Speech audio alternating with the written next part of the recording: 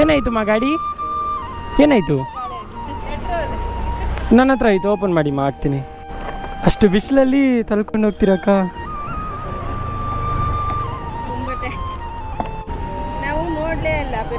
ಪರವಾಗಿಲ್ಲ ಅಕ್ಕ, ಪರವಾಗಿಲ್ಲ.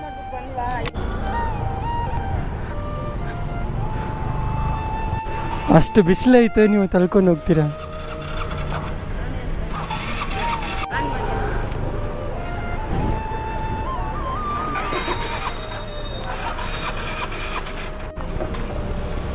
ಒಂದೇ ಕಿಕ್ಕಲಿ